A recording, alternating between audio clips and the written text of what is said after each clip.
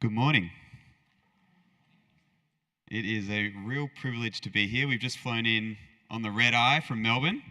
Got to say, Adelaide is my favourite place to visit. Aside from that weird double roundabout thing you guys have, I really enjoy coming to Adelaide. I could absolutely live here. I think it's an objective fact that people are nicer in Adelaide than Melbourne. And we found that to be true just on the way here. The taxi driver was nice, where we got our coffee was nice, and you were all incredibly lovely. So it's a real privilege and honour to be here, and thank you for the invitation for us to come and share. So if you're completely new, first time here, you heard about the Ping-Pong-A-Thon at the start, you're thinking, a ping-ponger, what? What is that? Well, very, very simply, we are here, or we exist to fight modern-day slavery and trafficking, and we do that through table tennis. That is our weapon of choice. And since we began, in 2011 is when we started, we've raised nearly $5 million fighting the issue of modern day slavery. And basically that money gets distributed across 7 different organizations that are tackling the issue of slavery in different ways. And this morning we have a real treat. One of the directors of one of the organizations that we fund is here this morning, and I'll be inviting him up very, very shortly. So really quickly, what is it? Maybe this is the first time you've heard the term modern slavery. What exactly is it? Well, very simply, slavery is the exploitation of a person's freedom. 50 million people in the world today are in some form of slavery, more than any other time in history. So it's not a thing of the past. 1 in 4 of those people, so let's say that's 12.5 million, are children. We call it one of the greatest evils on the planet, and we use that language quite intentionally because, make no mistake, it exists solely and is perpetuated solely because of the actions of evil men. It exists for no other reason. That is the reason why slavery is here today. And so we believe that's not okay, and that's why we exist. And we are so proud to have so many incredible communities, most of them churches, across Australia, playing Pong, doing their bit to say that this is not okay. So it's all well and good for me to share a statistic. 50 million people, it's kind of hard to really wrap our minds around it. So I want to humanize that through the lens of one person. If we could just put the first slide up for me, please. This little boy's name is Matthew. I was doing some volunteer work 11 years ago now, in 2014, in an orphanage in northeast Thailand. And I'd been to this orphanage before, but I'd never interacted with this boy. He was new. So I was playing with him. You can see he's got big, beautiful blue eyes. You can go to the next photo. This was me when I was much younger than I am today. And you could see he's holding a little cat there. And, you know, he was full of life, full of joy. And so I remember pulling aside Hannah, this beautiful Thai lady, and her husband. They run a church and they also run a children's home. And I asked about Matthew's story.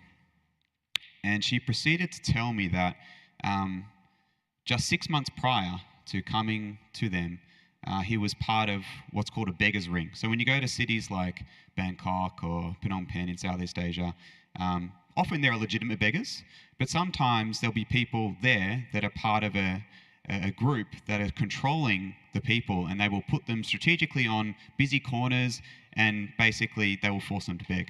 And so our understanding is Matthew was abandoned by his mum and sold into slavery by a family member or someone in his village. And he was controlled by this man, having to sit on a street corner with a lady that wasn't his mother, forced to beg for 18 hours a day, just as a little kid, a little baby. Thankfully, he was obviously taken out of that situation. But I remember after Hannah telling me this story, we were inside one of the adjacent rooms to the main area, and I just went outside and I just cried. I silently cried. The weight of his story almost crushed me. It's like I couldn't compute the information. There was a sense of almost cognitive dissonance between my upbringing and my story and his story, and what his story could have been, and unfortunately, what many kids' stories are. So if you're curious now, Matthew's doing really well. If you go to the next slide, that's me and him a couple of years ago. And he really is into cars. He wants to be a mechanic. And he's living a life of freedom. He's living a life of restoration. And he is just a beautiful young boy. But this is why we do what we do. It's all about the one, right? It's all about the one. We have to think about it in that context. And as Christians, as people of faith, we are compelled to do something. I love all the Gospels, and I love how the different Gospels pull out different facets and expressions of the life of Jesus and the Gospel message. And the Gospel of Luke is very special. It has two things that the other Gospels, it's got probably more than two things that the other Gospels don't have, but two things that immediately come to mind are the parables of the lost sheep, coin, and son. Beautiful pictures of the Gospel. But the other thing that it has is this passage in Luke 4, where Jesus goes into the temple. Let me just quickly read it for you. Jesus returned to Galilee in the power of the Spirit, and news about him spread throughout the whole countryside. He was teaching in their synagogues, and everyone praised him. He went to Nazareth, where he had been brought up, and on the Sabbath day he went into the synagogue, as was his custom. He stood up to read, and the scroll of the prophet Isaiah was handed to him. Unrolling it, he found the place where it is written, which is Isaiah 61 as we know it. The Spirit of the Lord is on me, because he has anointed me to proclaim good news to the poor. He has sent me to proclaim freedom for the prisoners, recovery of sight to the blind, to see the oppressed go free, to proclaim the year of the Lord's favor. He then rolled up the scroll, gave it back to the attendant, and sat down. All the eyes of everyone in the synagogue were fastened on him. He began by saying to them, "Today this scripture is fulfilled in your hearing." Now, there's plenty of moments in the gospel narrative that I would love to be a fly on the wall and see, actually see and witness moments. And this is definitely one of those moments. And so, as the body of Christ, we are continuing to fulfill this prophecy. We are proclaiming liberty to the prisoners and seeing the oppressed go free. We believe that the Pong is a very quirky but very important missional expression of the local church. You are engaging in mission by playing table tennis. So, before I welcome up Christian, I want to just challenge you. Christian's going to tell you stories from the front lines. He's going to tell you stories of impact, stories of the one. And he's going to share about the work that we support through IGM, the organisation he's from. And you may be tempted when you hear these stories, oh, that's a nice story, but it doesn't really have anything to do with me. I'm here to tell you that it has everything to do with you. You guys have been ponging for 4 or 5 years now, Joel? This year's the 7th. My apologies. You've raised over $67,000, I believe. That's extraordinary. You are inextricably linked to these stories. You have a direct hand in the impact and the work that Christian is going to explain. So without further ado, can you please help me to welcome up Christian Cole back to the stage?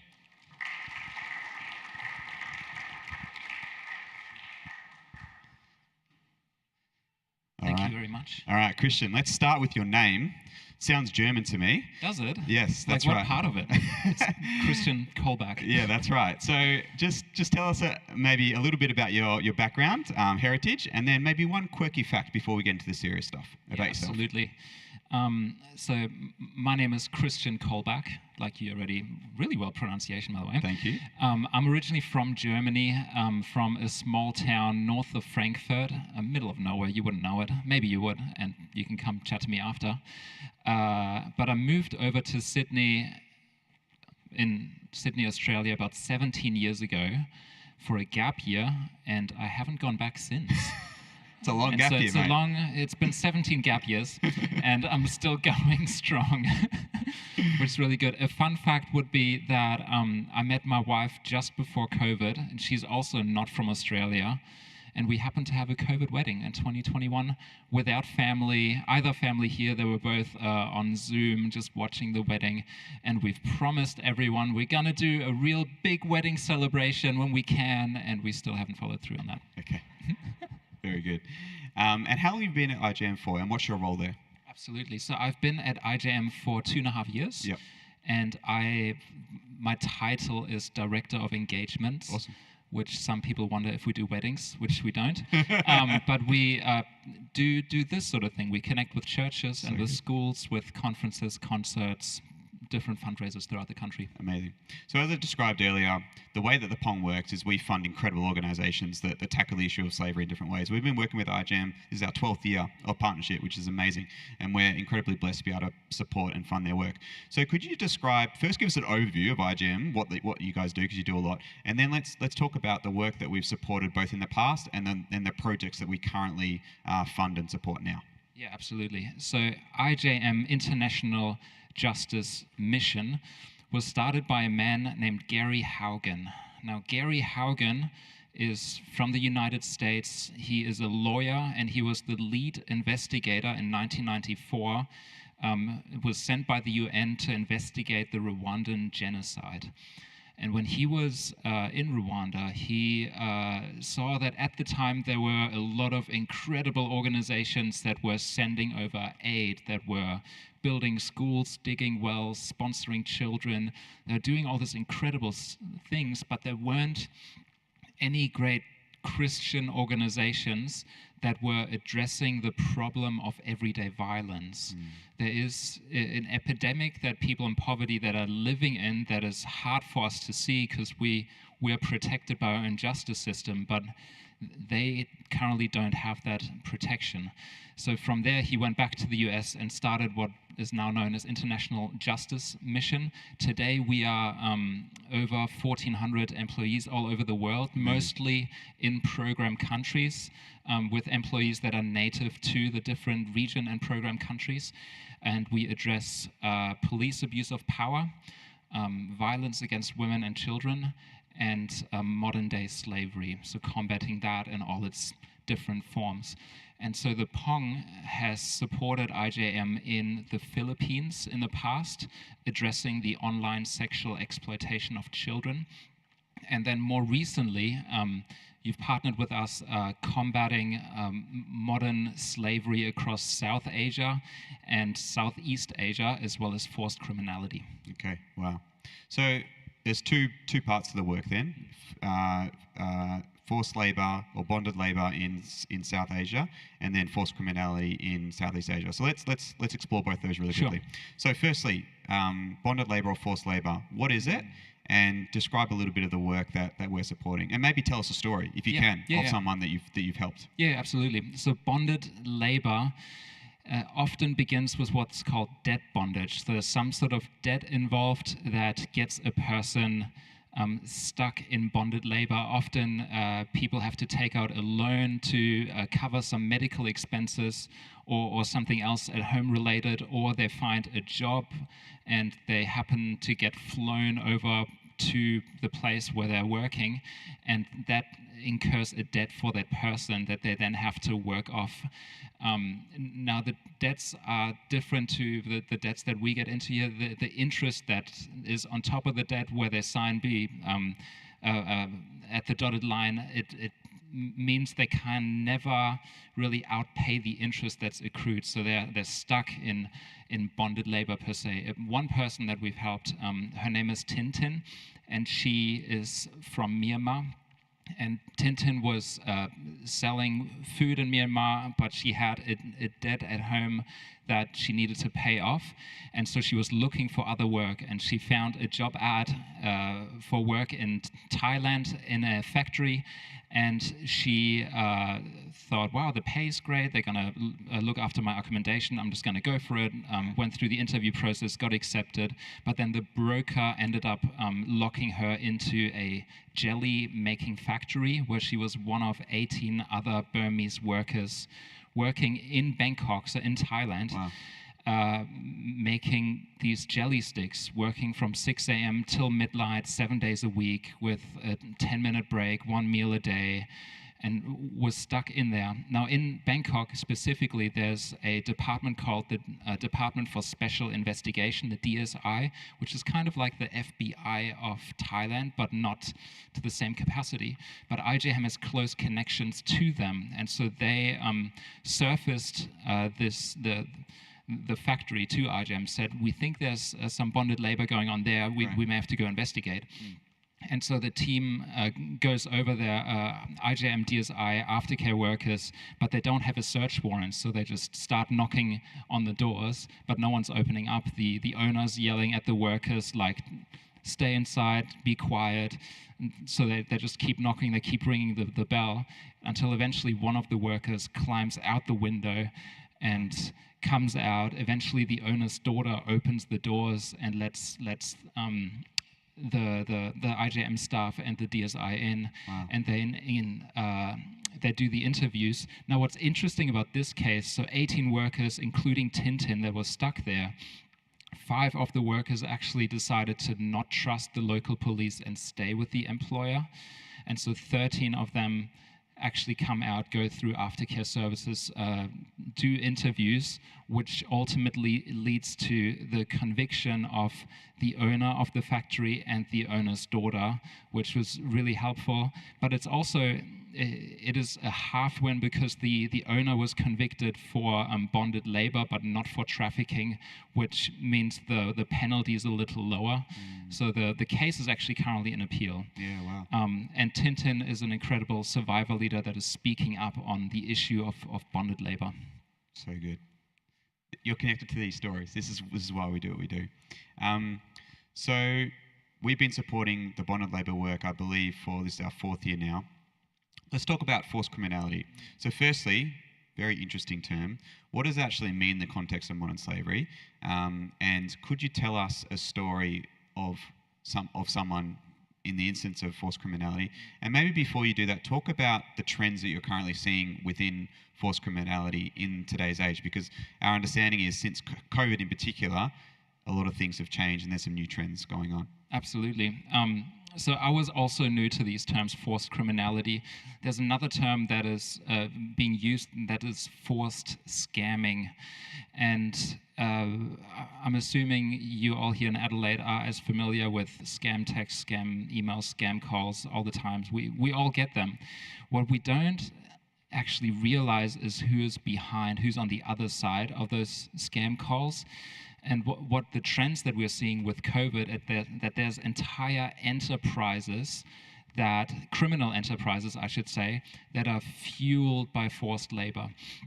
And COVID has only just expedited it. It's the most sophisticated form, fastest growing form of modern slavery that we've seen. And it often starts with job ads on Facebook that overpromise the greatest wage, and we fly you from A to B. And I feel like if we look at it, we think, oh, it's too good to be true, I'm not going to go for it. But if you put yourself in the shoes of someone who's in desperate need, who just lost their job because of COVID, who needs to supply for a family's medical need, and they see this, they might think there may be a risk of trafficking involved, but there also may be the chance of me getting a really good job, so they're likely going to go for it. Right. And then applying for it, going through multiple rounds of interviews.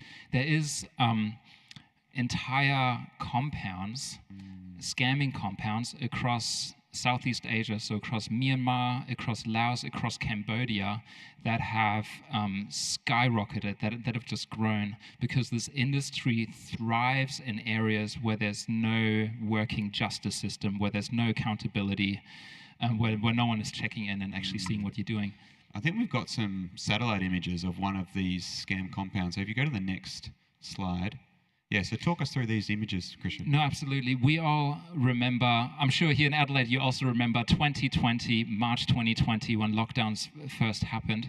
So the image that you're seeing is the border of Thailand in the north and Myanmar in the south, and the river is so the borderline, and you see the beginning of a scamming compound called KK Park. Now, if you go to the next slide, you see that this compound is slowly being built. Now, these bricks are actually 10 stories high. They can house thousands of people working there on multiple floors, scamming people like you and I. And if you go to the next slide, you can see how this just keeps growing. And then I've got one more from 2024. And this is just one compound, and there's dozens of them spread across the border of Thailand and Myanmar. And there's one story that comes to mind by a guy named Jun Hao. Jun Hao is Chinese Malaysian who resides in Thailand, and he lost his job in COVID, needed to provide for his family, found a job ad online, went through multiple rounds of interviews to then be flown over to Cambodia and then get locked up in a scamming compound. His passport is confiscated. The compound itself has barbed wire all around, armed guards, there's cameras facing inward. And there he gets forced to work 18 hours a day, 7 days a week. For poor performance, he doesn't lose his job, but he just gets punished. Punishments can be forced push-ups, it can be getting tased or beaten, or locked into dark rooms. Or worse, you can get sold off to another compound where it's even harder to get out, where punishments can be even harder. Jun Hao is actually one of the lucky ones because he reached out to IGM Cambodia's country director on Twitter. And they started a conversation over a number of weeks that led the country director to reach out to his embassy, that then put pressure on the Cambodian government, and that ultimately would lead to his release. And so today he is one of the few that is speaking up on this issue of forced scamming. Now, I had the privilege of meeting Jun Hao 2 years ago, and what struck me the most, and I'm not sure what you think of people that get stuck in slavery, but what struck me the most is he is just a normal guy. He is 33 years old. He has a bachelor's degree. He likes playing video games. He is just like you and I. And